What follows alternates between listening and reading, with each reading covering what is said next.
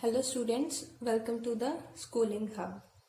हम the language of chemistry chapter कर रहे हैं। इसके हमने कुछ टॉपिक फर्स्ट वीडियो में किए थे, उसका लिंक आपको डिस्क्रिप्शन में मिल जाएगा। आज हम उसके नेक्स्ट टॉपिक्स करेंगे, लेकिन स्टार्ट करने से पहले प्लीज स्टूडेंट्स आप हमारी वीडियोस को लाइक और शेयर करें और हमारे चैनल को सब्सक्राइब करें। तो चलो स्टार्ट करते हैं। तो अब हम करेंगे कंपाउंड्स की नेमिंग कैसे करते हैं। सबसे पहले अगर हमारे पास एक मेटल और एक नॉन मेटल है, अगर हमारे पास एक मेटल और एक नॉन मेटल है, for example calcium plus nitrogen है, तो इसमें क्या करते हैं, सबसे पहले मेटल को लिखते हैं, उसके बाद नॉन मेटल को लिखते हैं और लास्ट में सुफिक्स लग जाता है IDE, ये सुफिक्स लग जाता है। अब जैसे कैल्शियम और नाइट्रोजन है, सबसे पहले हम लिखेंगे मेटल को, मींस कैल्शियम, नाइट्रोजन नाइट्राइड, क्यों? क्योंकि हम सुफिक्स ऐड कर देते हैं IDE, तो ये बन जाएगा कैल्शियम नाइट्राइड।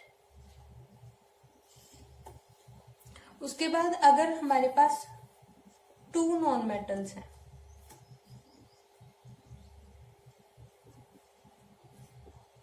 अगर हमारे पास 2 नॉन मेटल्स हैं तो इसमें हम क्या करते हैं, सबसे पहले प्रीफिक्स लगता है ट्राई, टेट्रा या पेंटा। वो लगता है जैसे जो भी हमारे पास मॉलिक्यूल्स होते हैं, जितने एटम्स होते हैं, उस हिसाब से प्रीफिक्स लग जाता है। क्या क्या प्रीफिक्स लग जाता है? ट्राई, टेट्रा या पेंटा। फॉर एग्जाम्पल हमारे पास है फॉस्फोरस, फॉस्फोरस,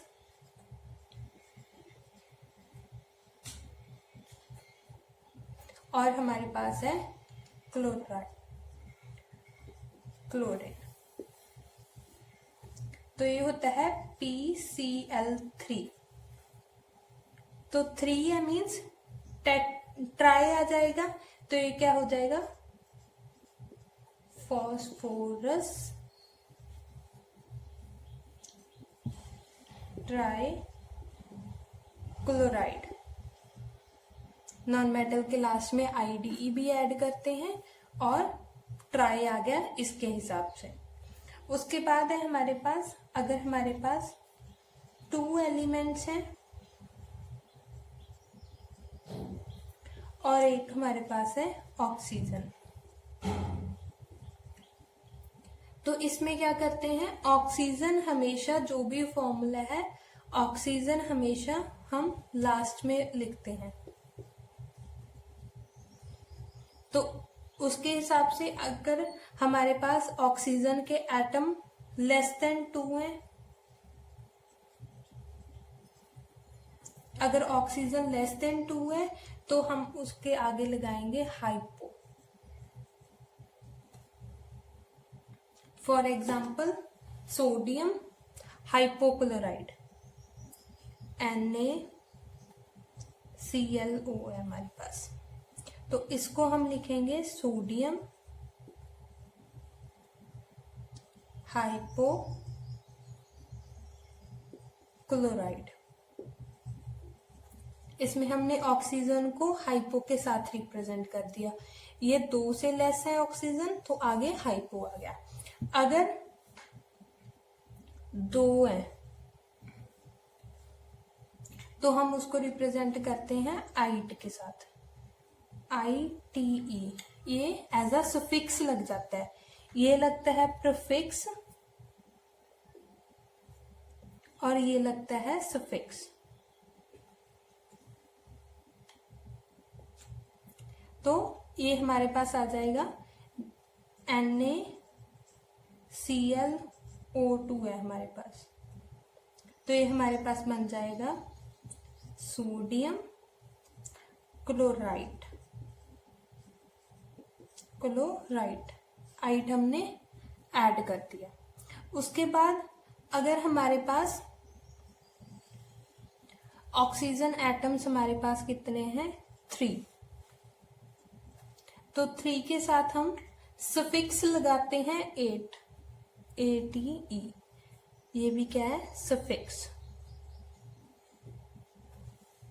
तो इसकी एग्जांपल देखते हैं। जैसे हमारे पास है NaClO3, NaClO3 है। सोडियम वैसे ही लिखेंगे पहले, उसके बाद क्लोरेट लग जाएगा, ATE एज अ सफिक्स, तो ये बन जाएगा सोडियम क्लोरेट। और अगर हमारे पास ऑक्सीजन 4 है, या और we can say more than 3 है हमारे पास, तो हम लगाते हैं प्रीफिक्स पर। ये लगता है प्रीफिक्स। फॉर एग्जाम्पल NaClO4, तो ये क्या बन जाएगा? Sodium percolate.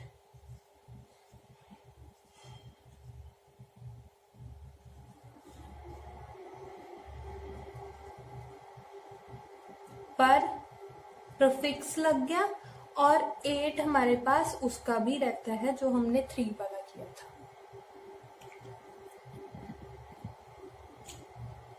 तो इसके बाद एक है हमारे पास एसिड का, कि एसिड्स की नेमिंग कैसे करनी है। इसमें भी 2 पार्ट्स हैं। सबसे पहले अगर हमारे पास कोई एसिड है, सपोज HCl है, इसमें हमारे पास हाइड्रोजन और क्लोरीन सिर्फ 2 हैं, 2 एलिमेंट्स हैं, तो इसको हम IC सफिक्स लगा देंगे, और हाइड्रोजन का हम हाइड्रो करेंगे। तो ये हमारे पास क्या बन जाएगा?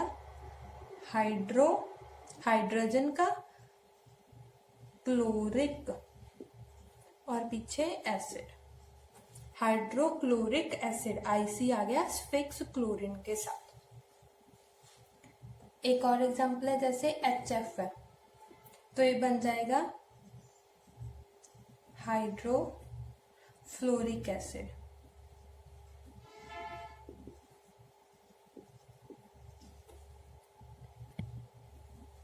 उसके बाद है, अगर हमारे पास पॉलीएटॉमिक ग्रुप है,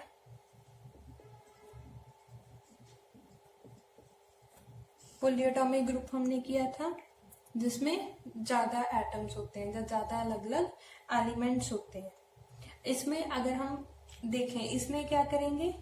प्रीफिक्स हाइड्रो नहीं लगेगा, इसमें जो सेकंड एटम एलिमेंट होगा उसके साथ IC सफिक्स लग जाएगा। फॉर एग्जाम्पल H2SO4 है,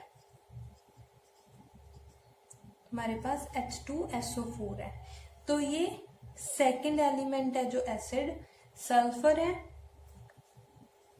तो ये सल्फर का सल्फ्यूरिक एसिड बन जाएगा। एक और एग्जांपल है, जैसे HNO3, इसमें सेकंड एटम है नाइट्रोजन, तो ये नाइट्रोजन से क्या बन जाएगा? Nitric acid. तो ये हो गए हमारे एसिड्स। एक होते हैं हमारे पास ट्रिवियल नेम्स। ट्रिवियल नेम्स वो होते हैं जो कोई भी रूल वगैरह या कोई एक सिस्टमेटिक जो हमारे पास ऑर्डर है वो नहीं मानते, उसके साथ वो उनको फॉलो नहीं करते, तो वो हमें वैसे ही याद रखने पड़ते हैं, और इनको हम कॉमन नेम्स भी बोलते हैं। इनको हम बोलते हैं कॉमन नेम्स, ये उनके कॉमन नेम्स होते हैं। तो अब हम करेंगे वैलेंसी कैसे कैलकुलेट करनी है, फॉर्मूला से। हम एक फॉर्मूला लेते हैं, फॉर एग्जांपल हमारे पास है NO2, हमारे पास NO2 है, इससे हमने वैलेंसी कैलकुलेट करनी है। तो जैसे हम फॉर्मूला डिराइव करते थे उसी तरह से होगा, बट थोड़े से वेरिएशन के साथ। इसको हम पहले NO2 है, इसको इंटरचेंज करके लिख लो जैसे पिछले में किया था। ऊपर लिख लो N2O1। तो अब हमें पता है ऑक्सीजन की वैलेंसी कितनी होती है, ऑक्सीजन की वैलेंसी होती है 2। मीन्स इसमें HCF निकाला गया है पहले, तो इनको 2 से मल्टीप्लाई कर दो, तो ये क्या हो जाएगा N2 into 2, oxygen 1 into 2, means N4O2। तो यहाँ से हमारे पास पता चल गया नाइट्रोजन की वैलेंसी हमारे पास क्या आ गई, 4। तो इस हिसाब से हम किसी भी फॉर्मूला से वैलेंसी कैलकुलेट कर सकते हैं। ओके, तो अब हमारा नेक्स्ट टॉपिक है relative atomic mass. Relative atomic mass को हम एटॉमिक वेट भी कहते हैं, एटॉमिक वेट। तो जो हमारा एटॉमिक वेट है ये हम कंपेयर करते हैं कार्बन 12 के साथ, ये हम कंपेयर करते हैं कार्बन 12 के साथ। इसके साथ हम क्यों करते हैं, क्योंकि ये क्या होता है, लीस्ट अफेक्टेड,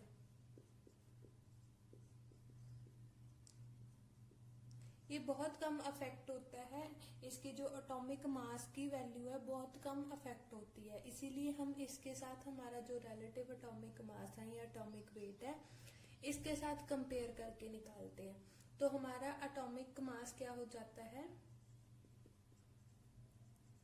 तो हमारा एटॉमिक मास होता है कि एक एटम है जो हमारे पास 1 एटम है वो कितना हैवियर है 1/12 टाइम्स मास एक कार्बन एटम का। तो हम इसको लिख सकते हैं, हमारा एटॉमिक मास क्या हो जाएगा, mass of 1 atom of element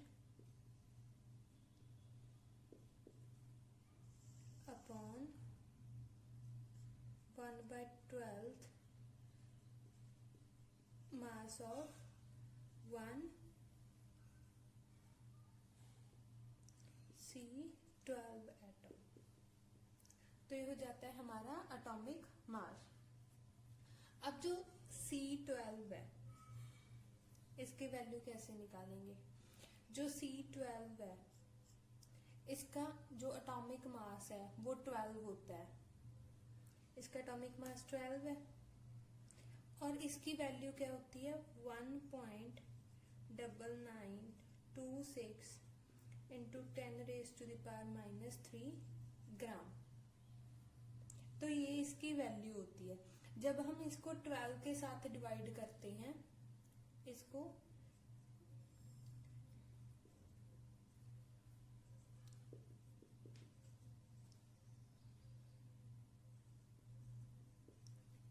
इस चीज को हमने 12 के साथ क्या कर दिया, डिवाइड। तो हमारे पास एटॉमिक मास की वैल्यू आ जाती है 1.6605 इंटू 10⁻²⁻24। ये हमारे पास वैल्यू होती है हमारे एटॉमिक मास की। तो हम एटॉमिक मास को किसके साथ रिप्रेजेंट करते हैं, AMU, या सिंपली हम U के साथ करते हैं। इसकी क्या होता है, एटॉमिक मास यूनिट। तो हम इसको इसके साथ रिप्रेजेंट करते हैं। तो हमारे पास यहाँ से आ जाएगा 1 AMU की वैल्यू क्या होती है 1.6605 इंटू 10⁻²⁻24 ग्राम। ये होती है हमारे पास 1 AMU की वैल्यू। हम करेंगे relative molecular mass. Relative molecular को मास को हम बोलते हैं मॉलिक्यूलर वेट।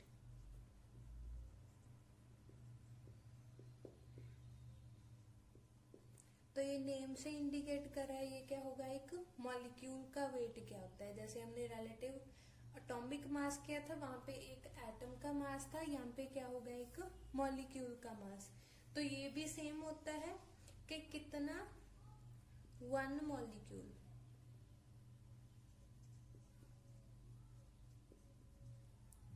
ऑफ सब्सटेंस, एक मॉलिक्यूल सब्सटेंस का कितना हैवियर है from 1/12 mass of 1 C12 atom.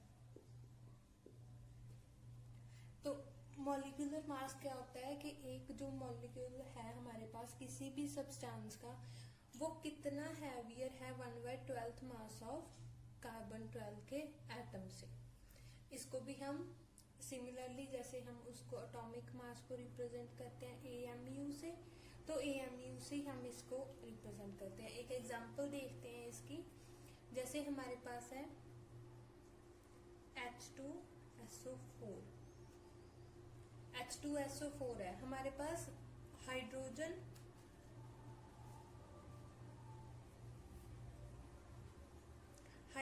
के कितने एटम्स हैं, 2। तो इसका जो मास है 2 एटम्स का, वो क्या हो जाएगा 1 × 2 that is equal to 2 AMU। एक हाइड्रोजन एटम का 1 होता है तो ये हो जाएगा 2 AMU। और सल्फर का एक एटम है, तो सल्फर का एटॉमिक मास क्या होता है 32 AMU। हमारे पास आगे है ऑक्सीजन। ऑक्सीजन का होता है 16, एक ऑक्सीजन एटम का 16 होता है, तो हमारे पास 4 का कितना हो जाएगा 64 AMU। तो नेक्स्ट हम करते हैं परसेंटेज कंपोजिशन।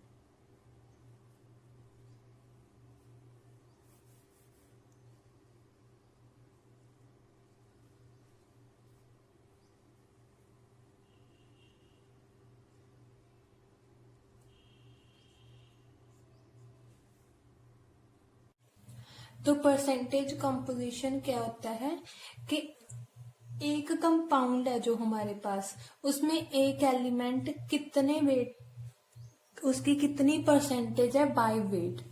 ये होती है परसेंटेज बाय वेट। इसका फॉर्मूला होता है, इसको हम लिखते हैं total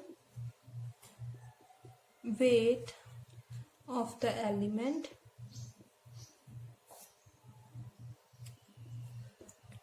in one molecule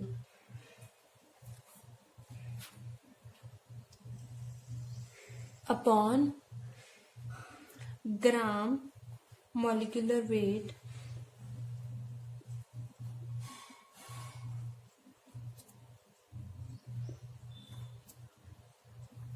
of compound into 100।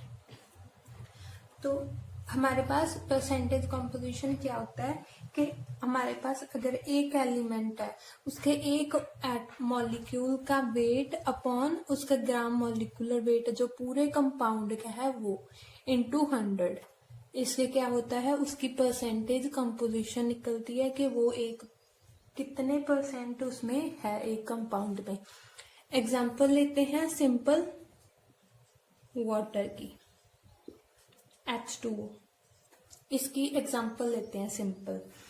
तो H2O का रिलेटिव मॉलिक्यूलर मास कितना है,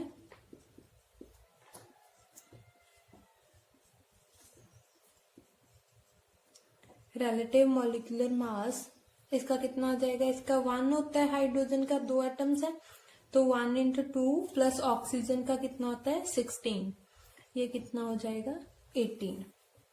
ये हो गया हमारे पास H2O का पूरा रिलेटिव मॉलिक्यूलर मास। अब ये कितना हो गया हमारे पास, हम इसको लेट करेंगे 18 ग्राम ऑफ वाटर हो गया हमारे पास, 18 ग्राम ऑफ H2O। हमने निकालना है हाइड्रोजन का,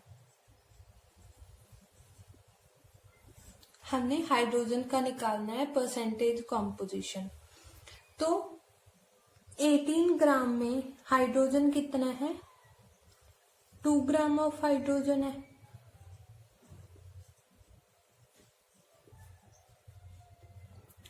तो 100% अगर हम इसकी परसेंटेज कॉम्पोजिशन इसमें निकालेंगे, ये क्या हो जाएगा 2/18, ये हो गया हाइड्रोजन का टोटल वेट, ये हो गया ग्राम मॉलिक्यूलर वेट पूरे कंपाउंड का इनटू 100। ये इसकी परसेंटेज कॉम्पोजिशन आ गई, कितना हो गया 11.11%। तो ये क्या हो गया percentage of hydrogen.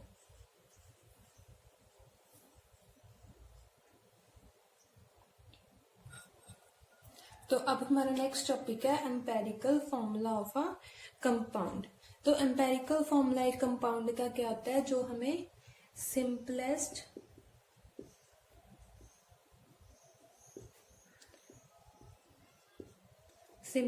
Whole number ratio देता है।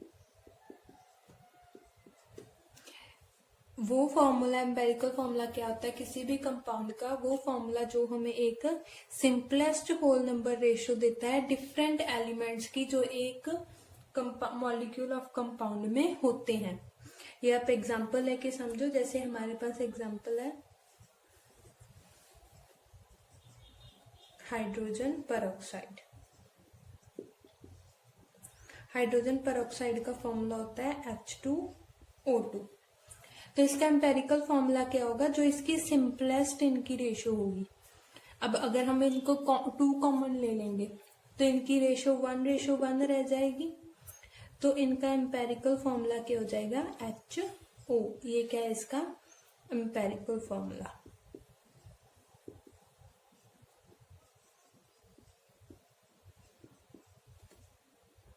एक और एग्जांपल लेते हैं, जैसे हमारे पास है glucose.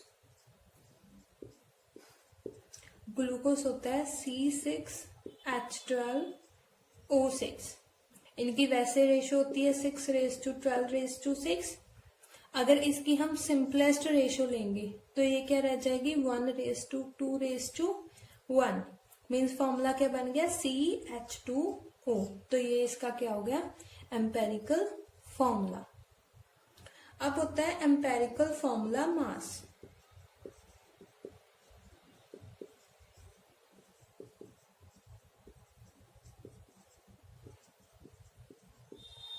Empirical formula mass, empirical formula mass क्या होता है, जो हमारे पास ये एम्पेरिकल फॉर्मूला होता है, इसके एटम्स का जो सम होता है, एटॉमिक मासेस का जो भी सम होता है, ये होता है सम ऑफ